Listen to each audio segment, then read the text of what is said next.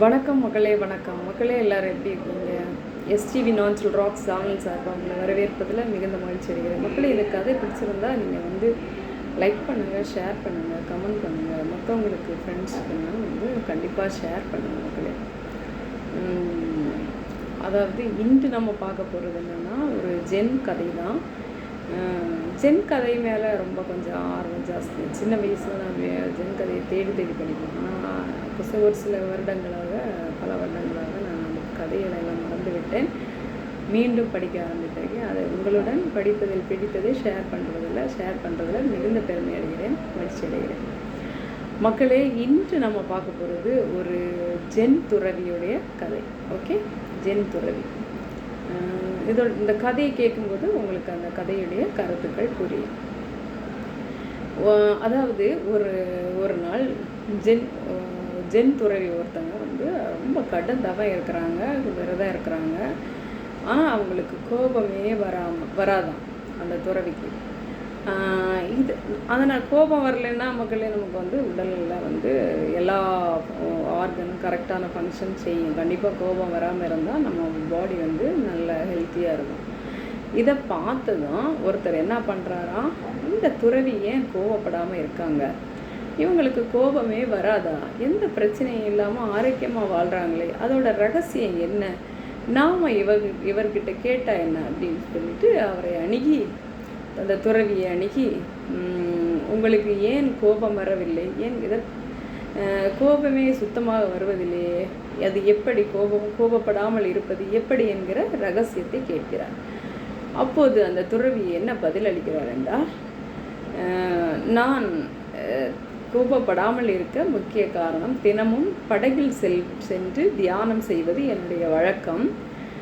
அவ்வாறு தியானம் ஒரு நாள் செய்து கொண்டிருக்கையில் ஒரு படகு என்னுடைய படகை மோதியதை உணர்ந்ததால் கண் விழித்து தியானத்தை கலைத்து கண் விழித்து நான் திட்ட முயன்ற போது அந்த படகில் யாரும் இல்லை. அது ஒரு காலி படகாக, வெற்று படகாக இருந்தது. அதனால் நான் காலி படகை போய் நாம் எவ்வாறு திட்டுவது, அப்படி என்று என்னுடைய கோபத்தை அன்று முதல் விட்டுவிட்டேன். அன்று முதல் என்னை யார் தான் என்னதான் திட்டினாலும், கேவலமாக திட்டினாலும், அவமானப்படுத்தினாலும் நான் கோபப்படாமல் அப்போது நான் அந்த காலி படகை நினைத்து அமைதியாக சென்று விடுவேன். சொல்லப்போனால் அந்த காலி படகு எனக்கு ஒரு நல்ல பாடத்தை புரிய வைத்தது என்று கூறினார்.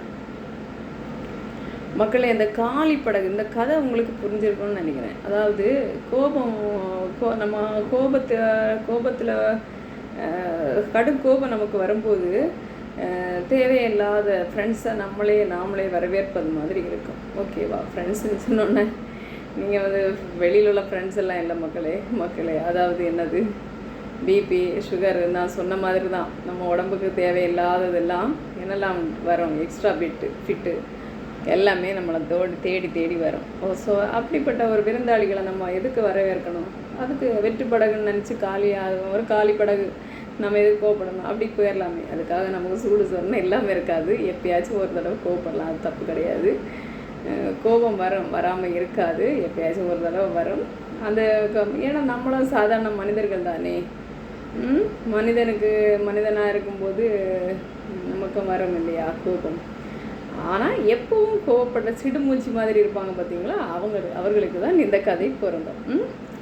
கோபம் என்னும் இருட்டில் விழுந்து விடாதே, பிறகு பாசம் என்னும் பகல் கண்ணுக்கு தெரியாது. கோபப்பட்டு வென்று விட்டாய் என்றால் உன் கோபம் பெரிது என்று அர்த்தமல்ல, அதை தாங்கி கொண்டவர்களின் பொறுமை பெரிது என்று அர்த்தம். கோபத்தில் கூட இழக்காத நிதானமும் கொட்டாத வார்த்தைகளும் வருமுன் காக்கும் மருந்துகளுக்கு சமம். ஓகே மக்களே, கோபப்படாதீர்கள். கோபப்படாமல் இருந்தால் நம்முடைய மனமும்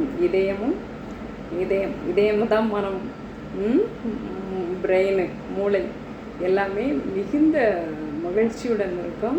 நாமும் மகிழ்ச்சியாக இருப்போம், நம்மை சுற்றி உள்ளவர்களும் மிகுந்த மகிழ்ச்சியுடன் இருப்பார்கள். ஓகே மக்களே, நன்றி. கதை பிடிச்சிருந்தா லைக் பண்ணுங்கள், ஷேர் பண்ணுங்கள், கமெண்ட் பண்ணுங்கள். தேங்க்யூ.